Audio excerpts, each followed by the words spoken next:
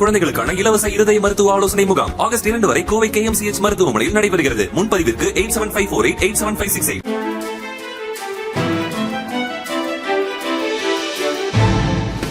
தட்டை, சீடை, முறுக்கு, ரிப்பன் பகோடா, அதிரசம் என்ன வேணாலும் செய்யுங்க. ஒரே ஒரு 5 லிட்டர் இதய மந்த்ரா கடல் எண்ணெய் பேக் ஒரு மாசம் முழுசுக்கும் அத்தனை சமையல முடிச்சு விடலாம். இதய மந்த்ரா. முதல்வர் ஸ்டாலின் கடந்த திங்களன்று காலையில் வாக்கிங் சென்றபோது தலை சுற்றல் ஏற்பட்டது. அரசு நிகழ்ச்சிகளில் பங்கேற்க காரில் செல்லும்போது தலை சுற்றியதால் உடனடியாக சென்னை கிரீம் சாலையில் உள்ள அப்பல்லோ மருத்துவமனையில் அட்மிட் ஆனார்.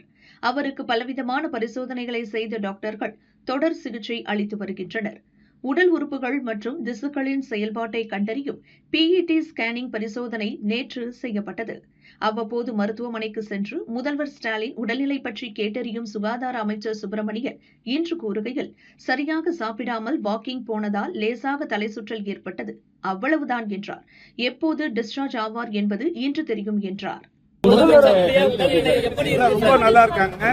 அதாவது நான் கூட அதிகமா எக்ஸசைஸ் பண்ணுவேன், நிறைய ஸ்ட்ரெஸ் எல்லாம் இருக்கும். நான் எக்ஸசைஸ் பண்ணும்போது எனக்கு கூட ஒரு வருஷத்துக்கு முன்னாடி தெரியும், உங்களுக்கு ஒரு 10-15 கிலோமீட்டர் ஓடி முடிச்சுட்டு வந்து நேரா வீட்டுக்கு வந்த உடனே ஒரு 200-300 பேர் விசிட்டர்ஸ் இருந்தாங்க. அவங்க எல்லாம் நின்று பார்த்தேன். அப்போ மைல்டா எனக்கு ஒரு கிட்டினஸ் வந்தது. அதுக்கப்புறம் ஆஸ்பத்திரிக்கு கூட்டு போனாங்க, சரியாகி வந்துட்டோம். அந்த மாதிரி முதல்வரை பொறுத்தவரை இந்த இன்சிடென்ட் நடக்கிறதுக்கு ஒரு நாள் முன்னாடி கூட அவர் உயிராக மதித்த சகோதரர் மூகா முத்து மரணம். ஒரு நாள் முழுக்க அந்த மரணத்திலேயே நின்றுட்டு வரவங்களை ரிசீவ் பண்ணி அதை அடக்க வரைக்கும் இருந்தாங்க. காலையில இருந்து சாப்பிடாம கொள்ளாம இருந்து அந்த மாதிரி பண்ணாங்க.